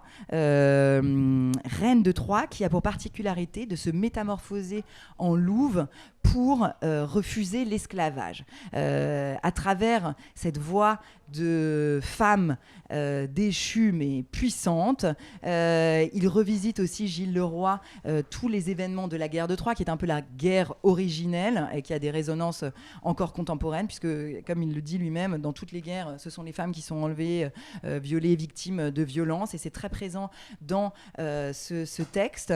Et puis c'est un monologue, c'est Écube qui s'adresse à un interlocuteur dont on va découvrir l'identité et qui nous accroche directement à son récit, puisqu'elle nous dit: mais vous me voyez à quatre pattes aujourd'hui, couverte de puces, etc. Mais que croyez-vous, moi j'ai été la reine de ce pays de safran et de miel qu'a été Troie. Et donc c'est aussi cette voix, encore une fois, de femme puissante qu'il traite à travers aussi celle qui va se métamorphoser en louve, mais pour refuser l'esclavage des hommes. Donc Gilles Leroy, qui avait reçu le prix Goncourt pour Alabama Song, qui était déjà une merveilleuse voix de femme et qui a ce talent incroyable d'écriture et pour les convoquer. Et qui là fait donc son autoportrait à travers une figure animalière, le monologue de la louve. Votre rentrée étrangère ? Étrangère, un seul titre en roman étranger par une des plus grandes romancières britanniques, Rose Tremaine, qui avait déjà obtenu le prix féminin étranger pour Le Royaume interdit à l'époque, aussi récompensé par l'Orange Prize dans son pays. C'est un petit bijou d'écriture qui a pour thème que j'adore, l'obsession amoureuse. Alors plutôt du côté du désespoir amoureux en l'occurrence. C'est l'histoire de Marianne. Alors on est dans le swinging London, Chelsea et Londres des années 60. Marianne, à 15 ans, elle décide de tomber absolument et pour toujours, d'où le titre du livre, amoureuse de Simon, qui a 18 ans, qui étudie la littérature, mais qui va, pour des raisons qu'on découvrira plus tard, partir à Paris. Donc amour malheureux et Marianne ne se remettra jamais de cette obsession pour l'être aimé, avec des passages assez savoureux, puisque l'héroïne a beaucoup d'autodérision par rapport à elle-même dans la façon dont elle se décrit et dont elle décrit son désespoir. Et un jour, lors de vacances et lors d'une partie de ping-pong avec le garçon d'une famille amie, pendant 1 minute, elle ne pense pas à Simon. Et elle finira par épouser, en l'occurrence, le garçon qui a réussi à lui faire oublier l'être aimé. Sujet qui est très universel, qu'elle traite avec une plume ciselée, alerte, encore une fois, énormément d'humour. Texte très court pour notre rentrée étrangère. Et alors, je vois qu'elle avait reçu le féminin étranger. Ce que je disais, ouais, pour le Royaume interdit, il y a de ça 30 ans déjà. Ok, alors absolument et pour toujours de Rose Tremaine. Et vous avez enfin un roman dans votre collection Grenade. La Grenade, qui est un label dirigé par Maïr Guven, qui a pour ambition de faire émerger des voix qui soient à la fois explosives, la grenade, la bombe, et exotiques, la grenade, le fruit. Donc des voix issues d'une certaine diversité culturelle. Le tube de Coolidge porte haut et fort les couleurs de la grenade. C'est une histoire familiale entre deux rives que nous narre Mona dans ce roman. Le tube de Coolidge, peut-être que tout le monde ne sait pas ce que c'est ce procédé en tout cas qui permet, en passant au rayon X, d'obtenir les clichés radiographiques. Et c'est ça le point de départ de ce premier roman. Comme dans de nombreuses maisons de famille, on retrouve des cartons avec des photos qui vont inviter à revisiter l'histoire familiale. Dans ce roman, ce ne sont pas des photos de famille, ce sont les clichés radiographiques du corps de la mère de la narratrice, Mona, un corps corps souffrant. Et c'est ça qui va l'inviter à se replonger dans cette histoire qui est aussi une histoire de coups et de crises étouffées, de silence. C'est l'histoire de ses parents, Yacine, son père, qui promis à un brillant avenir étudiant la médecine en Tunisie, arrive par amour pour Jeanne, une jeune Française qu'il rencontre en lui faisant une visite touristique un été, va se heurter au plafond de verre et à la dureté des conditions de vie des immigrés dans la France des années 60, tomber dans certaines addictions et en tout cas dans une forme de violence dont va être épargnée la narratrice, Mona, et c'est aussi cette culpabilité de l'épargner qui va être très présente et magnifiquement évoquée dans ce roman, qui est une trajectoire de réconciliation, puisque Mona décrit comment elle commence par se trouver d'autres figures paternelles que le sien dans la littérature, des figures tutélaires littéraires comme Pérec par exemple, et va finir par se réconcilier avec son héritage, et y compris son héritage culturel tunisien, là encore prouvant le pouvoir des mots, que ce soit à travers ce roman ou des figures littéraires. Donc un roman qui illustre bien cette collection qui existe depuis 4 ans. 4 ans, et vous pouvez juste rappeler un petit peu ce que c'est cette collection Alors ce que je disais, l'ambition de faire émerger des nouvelles voix avec des succès comme par exemple le premier roman d'Oxmo Puccino ou de l'épicier romancier de Roubaix, Jamel Cherigui, promis à un brillant avenir par ailleurs. Aussi dans cette collection dictionnaire critique d'Orelsan, donc une collection, un label qui est ouverte aussi sur les mondes contemporains de création. Et qui nous fait découvrir vraiment de nouvelles voies. Merci beaucoup Véronique Cardi. Merci à vous. Jérémy M, fondateur des éditions du Penseur, qui célèbre, vous célébrez vos 5 ans aussi. Oui, tout à fait, comme la librairie. Vous êtes jumeaux. Merci. Avec un événement pour vous, Isabelle Hopi, qui est l'autrice phare de votre maison. Est-ce que vous pouvez nous présenter ce... C'est ça, c'est du coup une parution en septembre, le 4e roman d'Isabelle Hopi, qui a été la toute première publication pour nous en mars 2019, avec un petit livre qui a énormément circulé grâce aux libraires, L'homme qui n'aimait plus les chats, qui a été repris en folio en mars dernier, prix folio des lycéens. Elle a gagné aussi le prix des vendanges littéraires au prix Coup de Foudre en 2019, à l'époque, vendange littéraire de Rivesaltes, qui était une histoire qui nous alerte sur la fragilité de nos libertés et tous les mécanismes de manipulation par le langage. Donc une petite fable qui essaye de nous alerter sur ce qu'il y a pu se passer à l'époque, ce qui se passe encore aujourd'hui. Donc un grand texte encore d'actualité, publié en 4 langues, vient de sortir en Italie là tout récemment.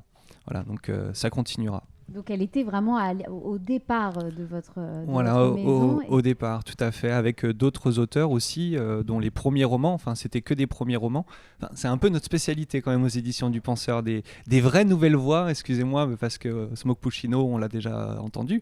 On l'a pas lu. Voilà, mais on l'avait déjà entendu. Et du coup, des vrais premiers romans de personnes qui n'ont aucun accès aux médias ou quoi que ce soit, donc qui travaillent les textes, qui travaillent l'écriture comme personne d'autre, je crois. Enfin, en tout cas, pour moi, c'est ce qui m'a mis en mouvement et qui m'a décidé à créer cette maison pour les accueillir et me faire leur porte-parole. Et du coup, voilà, sur les 13 premiers romans qu'on a publiés, sur un total de 19 publications depuis 5 ans, 6 sont repris en collection poche, dont le plus récent est Le Sorcier Blanc de Mathieu Vivion, un texte qui nous parle d'exploitation de jeunes espoirs en Afrique, dans le monde footballistique, pour alimenter les clubs européens et mondiaux. Donc en période des Jeux Olympiques, je pense qu'il serait très très intéressant d'aller se pencher aussi sur cet autre monde qu'il peut y avoir derrière les étoiles brodées d'or sur nos maillots de nos champions. Voilà, donc Isabelle Hopi revient, tout à fait, qui revient avec du coup la fable pour s'attaquer non pas cette fois-ci à la manipulation par le langage, mais au monde du travail et au monde du management, nous faisons monter à bord d'un immense navire, le Saint-Georges, magnifique bateau qui fait des traversées jour et nuit, 24 heures, tous les jours, toute la semaine, sans jamais s'arrêter, pour amener des passagers d'une rive à l'autre, mais qui prend l'eau depuis de nombreuses années. Et donc nous allons dans ce monstre à la rencontre de son équipage qui écope tant qu'ils peuvent, qui essayent de rafistoler ce bateau, qui se brisent les doigts, le dos, à faire tenir ce navire. Et nous allons du coup suivre l'histoire de Maurice et Momo qui sont sur un bateau.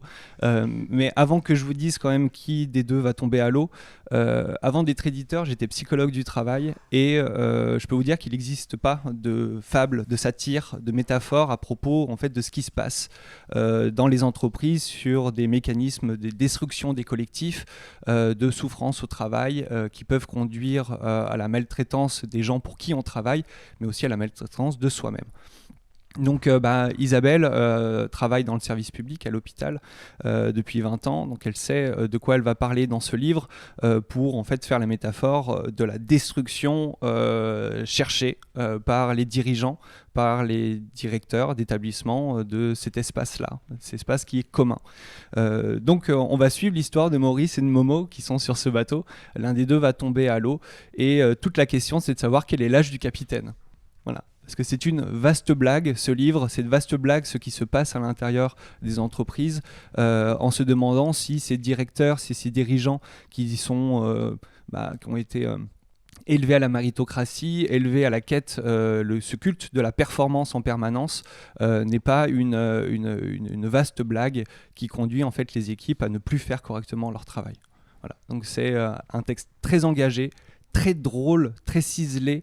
Voilà. Ceux qui connaissent L'homme qui n'aimait plus les chats, dans la façon qu'Isabelle a de broder des collectifs, à de les faire vivre, à nous le faire entendre leur singularité, on les retrouve dans ce roman, on retrouve cette veine-là dans L'âge du capitaine, donc du coup apparaître le 24 septembre de cette rentrée littéraire. Un autre roman qui est un premier roman cette fois. Un premier roman, tout à fait. Donc le 22 août, premier roman de Bénédicte Dupré-Latour, Terre promise. Alors Dupré-Latour est un nom un petit peu connu parce que Florence, sa sœur jumelle, est autrice et bédéiste. Elle fait de l'illustration de la bande dessinée. Elle a écrit des grands succès, dont Cruel, dont Pucelle et dont Jumelles. Là, ces derniers ouvrages, c'est ça. Donc, si vous voulez savoir tout de Florence et de Bénédicte Dupré-Latour, allez lire ça. Et donc, Bénédicte fait son premier roman chez nous avec Terre promise, qui, je crois, est le premier roman de cette rentrée littéraire. Tant il nous fait sentir, voir et entendre ce qu'a été, ça que pu être les gens emportés dans le mouvement furieux des ruées vers l'or. Donc ça se rapproche du genre du western, mais s'en détache totalement parce que on va avoir une fresque, un roman choral qui va nous montrer strate par strate de quelle façon en fait ces gens ont été conduits sur ces routes, sur cet exil, sur cet espoir aussi de conquête, d'appropriation également des terres de l'autre. Mais aussi, Bénédicte nous montre de quelle façon notre imaginaire a été totalement colonisé par ces ruées vers l'or, cette conquête de l'Ouest, et ne va jamais utiliser le moindre mot du champ lexical, en fait, du western, et pourtant on y est. On est dans les étendues sauvages. On voit en fait les Indiens alors que ce sont simplement des indigènes. On voit le shérif alors que c'est simplement un maintien de l'ordre. Et il y a en fait vraiment cette émergence, comment aussi le lecteur, la lectrice va faire vivre cette histoire au travers également de son imaginaire. Voilà, j'ai dit que j'étais porteur de voix, donc j'aimerais bien vous faire entendre quand même un petit extrait. Les villes naissaient plus vite que les hommes, là où les étendues vierges dépassaient l'entendement. Elles surgissaient comme des illusions. Hier rien, et le lendemain, une rue principale flanquée de baraques, de tripots, de chariots et de tentes grises claquant au vent. Il suffisait d'une rumeur qui enflait de collines en vallée, passait les montagnes pour que se forment des colonnes d'aventuriers prêts à creuser leur tombe si de l'or se trouvait au fond. Hier rien, et le lendemain, ils affluaient comme des abeilles affolées par un rayon de miel tombé à terre. Donc ça, c'est un extrait du premier arc de ce roman d'Eleanor Dwight, qui va être l'histoire de la prostituée qui va attendre l'heure de la justice. On va aussi croiser Quintal, indigène, qui va essayer de s'émanciper de son clan, qui va rencontrer un homme dans la forêt et vivre une histoire d'amour au-delà de toutes les frontières, mais aussi au-delà de la mort. On va rencontrer l'orpailleur qui va chercher de l'or justement pour couvrir de trésors sa femme et qui va être rongé par cette quête-là, et c'est impossible justement d'être à la hauteur d'une femme trop grande pour lui. Bénédicte a cette façon de révéler la cicatrice que porte la terre, que porte encore la terre, que portent les corps, que portent les êtres, mais elle ne va pas aussi mettre un voile pudique sur cette violence faite aux femmes, et surtout cette violence qu'elles-mêmes peuvent faire pour elles-mêmes, mais aussi pour les autres, avec cette idée que c'est aussi un universel et qu'il faut réussir à en parler. Donc elle le fait brillamment au travers de toutes ces figures de ces ruées vers l'or qui vont se croiser, s'enchasser. Tout ça va faire une caisse de résonance où on va être époustouflant. Voilà. Donc on est déjà en train de négocier les 3 poches avant même de la parution avec toutes les maisons qui se l'arrachent. Donc voilà, c'est pour nous un grand premier roman, mais en fait c'est une catégorie premier roman. C'est un grand roman tout court. Donc le grand roman tout court de Bénédicte Dupré-Latour, Terre promise, aux accents western. Vous qui avez à cœur de découvrir les premiers romans, donc aux éditions du Penseur, on en parlait avec Véronique. Comment vous les découvrez, ces premiers romans? Est-ce qu'ils vous arrivent aussi par mail? Qu'est-ce qui vous alerte, qui vous donne envie d'aller plus loin? Oui, par mail. On en reçoit à peu près entre 900 et 1000 là, cette année de manuscrits. Je les ouvre tous. Voilà. Ça ne veut pas dire que je vais réussir à tous les lire intégralement, mais qu'en tout cas, il va se passer quelque chose normalement que l'on espère tous en tant que lecteur, c'est que le monde s'arrête. On vient d'enchaîner 10 heures de travail dans la journée, on tombe sur un truc et on est capable de rien faire les 2 prochains jours uniquement pour lire le bouquin. Voilà, moi c'est ce que j'attends. On peut savoir très vite si le texte va nous parler, on sait très vite si l'auteur s'est trompé, a fait des erreurs, et réussir à voir au-delà de ces erreurs, en fait c'est ce que moi j'ai l'impression de faire. Pour saisir une intentionnalité, saisir une authenticité, une nécessité à raconter cette histoire de cette façon, et qui, moi, après, me transporte pour après un an et demi de travail avec les auteurs pour faire en sorte que ce carbone qui nous arrive se transforme en diamant. Voilà, tout simplement. Donc, avis aux personnes qui veulent envoyer leur manuscrit, faites en sorte que pour Jérémy M et les éditeurs présents ici, le monde s'arrête. Ou de se rencontrer en salon, parce que je fais ça. Le matin, en salon, je suis à l'écoute des autrices et des auteurs pour échanger, prendre 15 minutes, faire une lecture en direct et discuter avec eux, en fait, à partir de leur texte sur comment ce que je lis, moi, et comment aussi je réceptionne leur écrit. Voilà. Parce que c'est impossible de effectivement répondre, comme les collègues ont dit avant, c'est pas possible de répondre qualitativement à tous les manuscrits qui nous sont envoyés. Voilà. C'est une bonne définition, un bon critère que le monde s'arrête, Véronique. Meilleur critère. En un mot, commençons. Merci beaucoup Jérémy M. Bénédicte Dupré-Latour. Je vous laisse rappeler les titres, je vais me perdre dans mes feuilles. Terre promise, Bénédicte Dupré-Latour le 22 août et L'âge du capitaine le 24 septembre d'Isabelle Hopi, son 4e roman. Merci beaucoup aux éditions du Penseur. Marc Dutheil, directeur des éditions M+, vous aussi vous nous présentez votre rentrée avec vous aussi un livre événement au point que vous avez avancé la date de la rentrée littéraire. Vous l'avez placé avant l'été. D'abord, je vais être moins bavard que mes collègues parce que c'est pas un exercice qui est facile pour moi. Et je vais surtout m'arrêter sur un livre qu'on a voulu sortir en juillet parce que la rentrée littéraire pour nous, je me suis dit c'est bien beau tout ça, mais si je perds un mois de vente en juillet, c'est vraiment dommage. En étant une petite maison d'édition, de perdre ce mois de vente. Après, c'est une construction petit à petit, pas à pas, une maison d'édition, et on aura bien le temps de faire très bien construire, mieux parler de nos livres dans le futur. On a donc 5 ans et demi, comme disent les enfants, bientôt 6. Le Beaumian, c'est le 3e livre de Page Coman. Alors, Page Coman, c'est 2 auteurs. Un, Page, ça veut dire Patrick. 2, Jeu, c'est Gérard. Et Co, c'est Coquet. Et Man, c'est Manoukian, que vous connaissez, parce que c'est Yann Manouk, qui est à la fois chez Albin Michel, chez maintenant Flammarion, et chez nous, entre autres, et chez Paulsen. Auteur multiprimé. Nous, c'est son 3e roman qu'on publie. On a déjà 5 titres, 5 prix littéraires. Leur idée des 2 auteurs, c'est de faire à chaque fois une écriture différente. Le premier, c'était un roman à l'anglaise, on va dire du Dickens. Le deuxième, un road trip. Et là, c'est un roman à la Giono. Alors, Franck Bouys, qui l'a lu, a fait un petit résumé, La tendresse de Pagnol et la force de Giono. Même si ce n'est pas leur premier roman, ils écrivent et réécrivent. J'ai reçu la V12, c'est-à-dire la version 12 du roman. C'est bien, ça m'enlève du travail, moi, parce que je sais qu'ils bossent. C'est l'histoire, là, pour le coup, d'un drame provençal.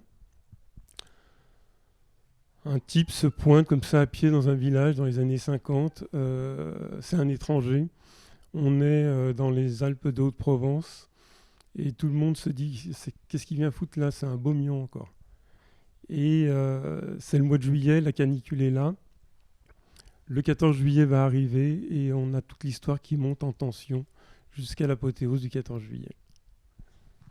Avec une écriture, si vous aimez Yann Manouk, allez Yann Manouk. Et Gérard Coquet aussi, qui certains libraires me disent qu'il écrit encore mieux dans les polars. Le Beaumian. Le Beaumian, donc là il sort le 4 juillet, on a sorti les épreuves non corrigées pour les libraires.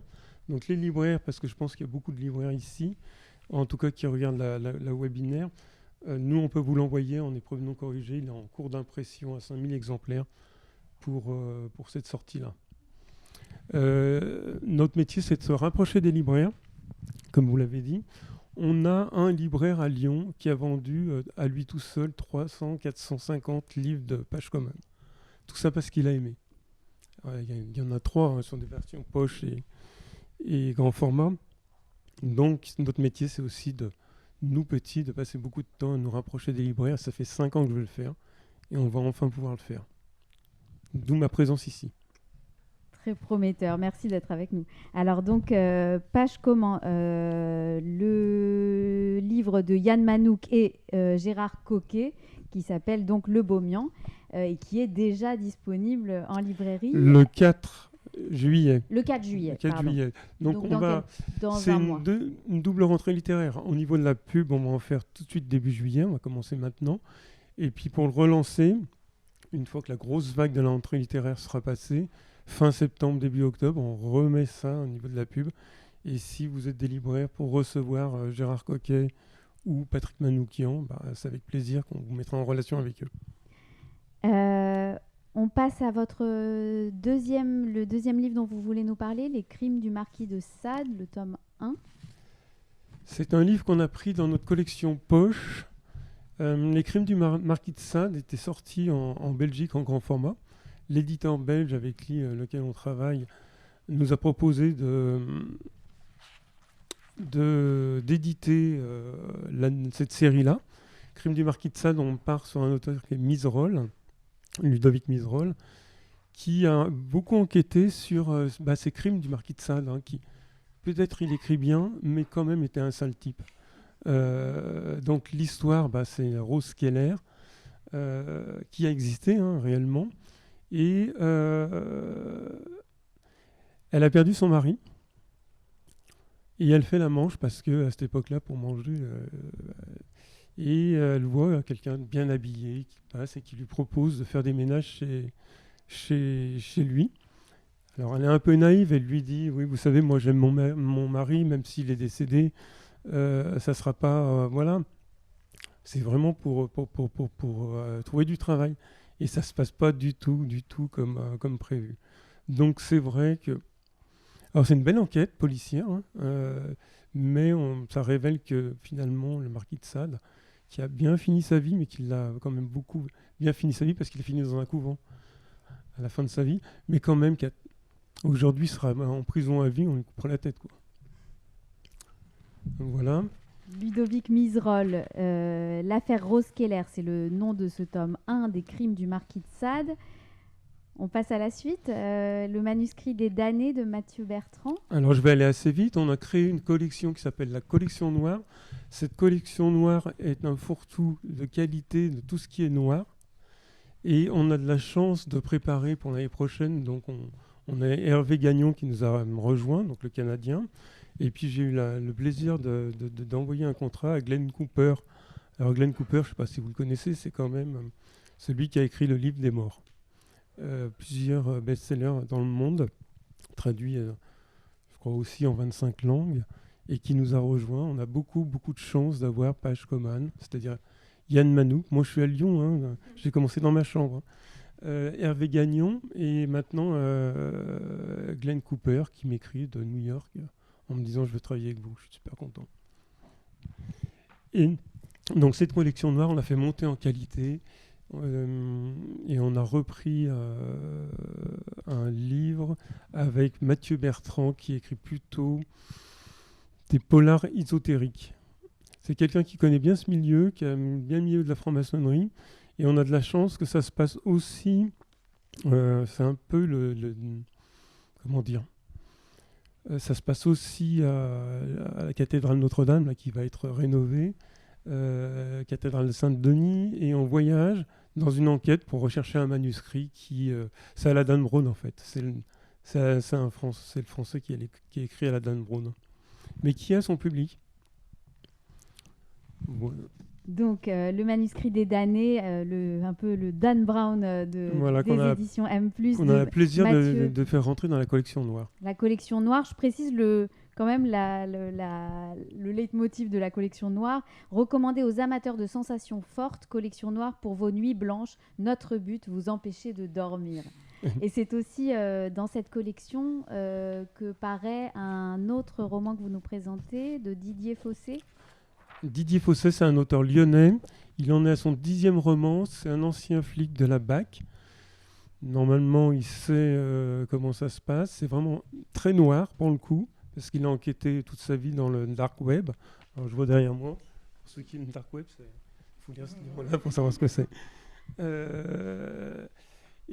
Son idée, ça dépasse souvent la fiction, hein. C'est quelqu'un qui va appâter des jeunes filles dans les nuits parisiennes glauques et qui va les enlever et les torturer et vendre ses films sur le dark web aux enchères.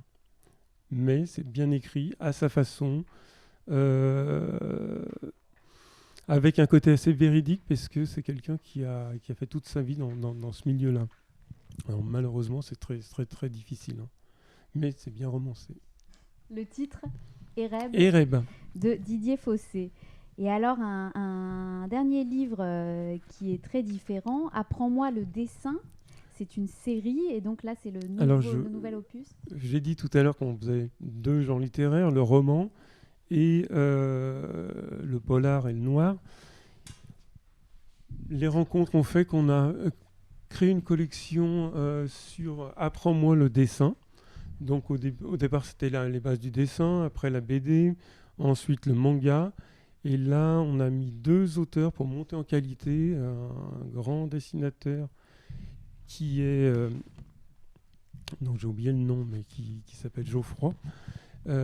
Anthony Geoffroy, qui est un grand caricaturiste. Il est invité dans le monde entier pour faire des caricatures sur des salons.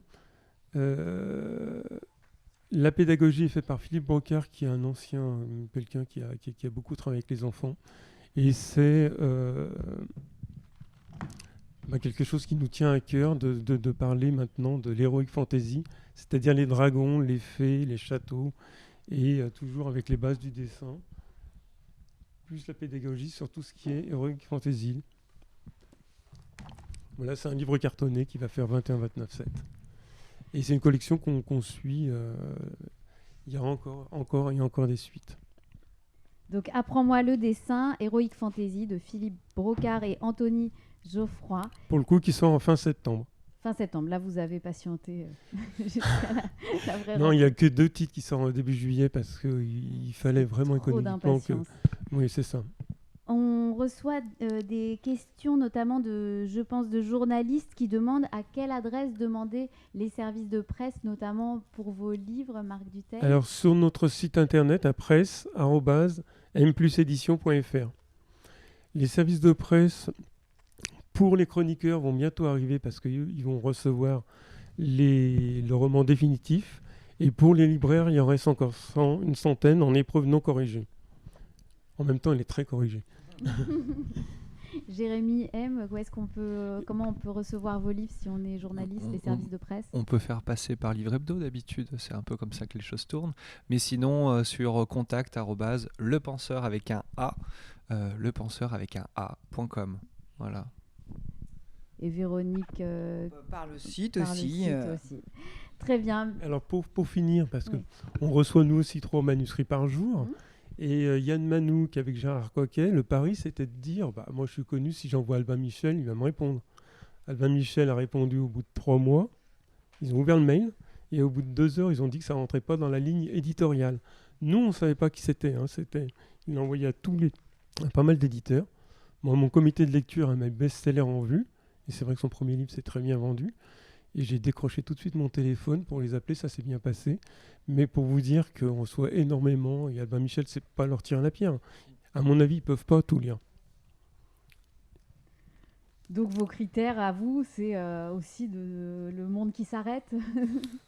Il y a ça aussi, mais on a vraiment de la chance d'avoir déjà 3 auteurs très connus. Et l'idée, c'est d'en avoir une vingtaine très connus, pas plus.